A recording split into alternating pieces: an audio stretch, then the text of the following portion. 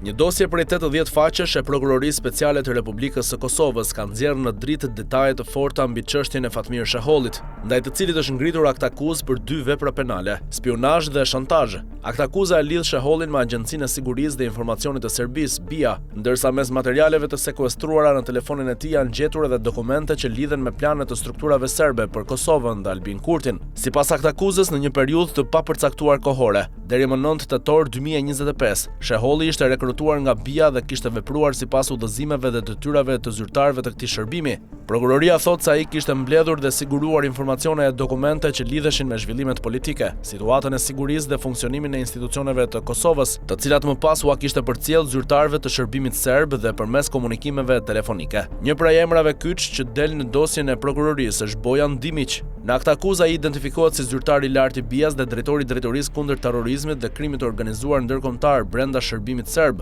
Pikërisht sipas udhëzimeve të tij, prokuroria thotë se vepronte Sheholli. Dosja nuk kufizohet vetëm te komunikimet. Një pjesë e saj lidhet edhe me zgjedhjet lokale të 12 tetorit 2025. Sipas prokurorisë, më 26 shtator 2025, Sheholli kishte udhëtuar në Mitrovicën e Veriut, ku në parkingun e shkollës teknike kishte marrë nga një person i pa identifikuar një dosje me audio incizime dhe transkripte. Aktakuza thotë se materialet kishin për qëllim kompromentimin e zyrtarëve të ministrisë për komunitete dhe kthim, përfshirë kabinetin e ministrit Nenad Rashić. Por pjesa që e zgjeron edhe më tej çështjen e spionazhit është përmbajtja e telefonit të sekuestruar të Shehollit. Mes materialeve të gjetura ndodhet një dokument me emrin Leptiri, i përpiluar nga strukturat e sigurimit shtetëror të Serbisë në vitin 2001. Dokumenti përshkruan një plan operativ për kompromentimin dhe rekrutimin e Albin Kurtit në periudhën kur ai mbahej në burgjet e Serbisë. Sipas aktakuzës, përmes materialit Leptiri, synoi ushtrimi i presionit ndaj Kurtit për ta shtyrë drejt bashkëpunimit me RDB-n, shërbimin e atërshëm të sigurimit shtetëror serb. Dokumenti i sekuestruar rezultoni nënshkruar nga shefi i sektorit të 3 të RDB-s. Vetë Sheholli gjatë marrjes në pyetje ka treguar sipas aktakuzës se dokumentin ja kishte dërguar Bojan Dimić. Në dosje është përfshirë edhe dialogu mes prokurorisë dhe të pandeurit për origjinën dhe shpërndarjen e materialit. Prokurori: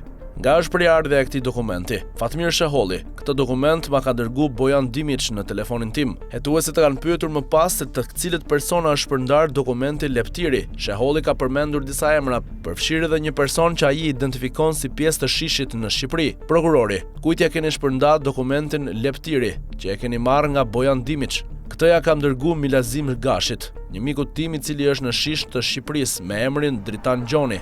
Shefi shishit në Durrës ja kam dërgu Blerim Canaj dhe një personi me emrin Bashkim Pushkolli, por nuk jam i sigurt ai kam dërgu. Sipas aktakuzës, Sheholli kishte përcjell dokumentin tek persona të ndryshëm dhe kishte kërkuar edhe përkthimin e tij nga serbishtja në shqip. Prokuroria lidh Leptirin me komunikimet dhe materialet e tjera të gjetura në telefon, duke i konsideruar relevante për të dëshmuar kontaktet, lidhjet dhe bashkëpunimin e Shehollit me persona dhe struktura të ndërlidhura në shërbimet serbe të sigurisë, si edhe rolin e tij në përcjelljen dhe shpërndarjen e materialeve me origjinë nga këto struktura. Por Leptiri nuk është dokumenti i vetëm që ka dalë nga telefoni. Një tjetër material i përfshirë në aktakuzë mban emrin Top Secret 2.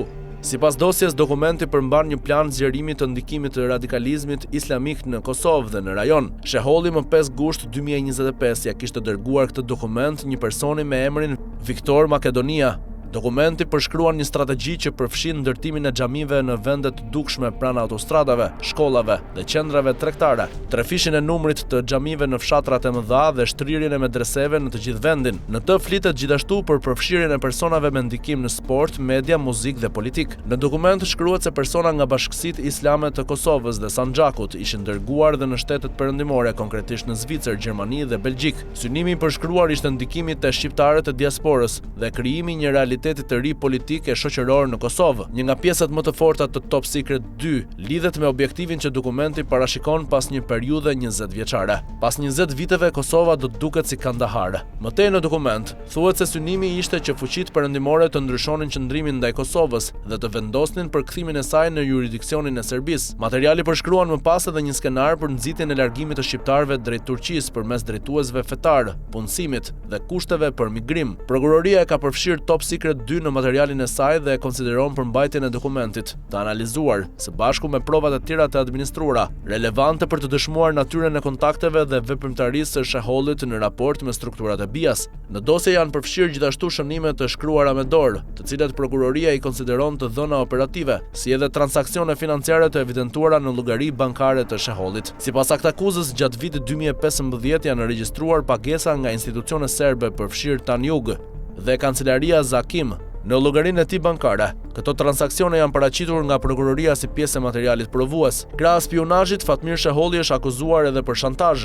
Sipas aktakuzës, nga viti 2022 deri në dhjetor 2025, ai ka shantazhuar një person duke i kërkuar para dhe duke e kërcënuar me publikimin në media të videove dhe informacioneve që mund t'i dëmtonin rënd reputacionin dhe autoritetin. Prokuroria thotë se dëmi financiar i shkaktuar në këtë rast kalon shumën prej 13.000 eurosh. Sheholli ishte arrestuar më 9 tetor 2025. Pas arrestimit, hetimet kanë përfshirë ekzaminimin e pajisjeve elektronike, dokumentacionit dhe materialeve të sekuestruara, ndërsa tashmë prokuroria speciale ka përfunduar fazën e hetimit dhe ka ngritur aktakuzën për spionazh dhe shantazh. Aktakuza i është dorëzuar gjykatës themelore në Prishtinë, ndërsa Sheholli vazhdon të mbahet në paraburgim. Dosja prej 80 faqesh bashkon tashmë në një çështje penale komunikimet me zyrtar të BIAS, informacionet mbi politikën, sigurinë dhe institucionet e Kosovës, dokumentet e gjetura në telefon, materialin Leptiri për Albin Kurtin, dokumentin Top Secret 2, shënimet operative dhe transaksionet financiare. Të gjitha këto janë përfshirë nga prokuroria speciale në aktakuzë, me të cilën Fatmir Sheholli është dërguar përpara gjykatës themelore në Prishtinë për spionazh dhe shantazh.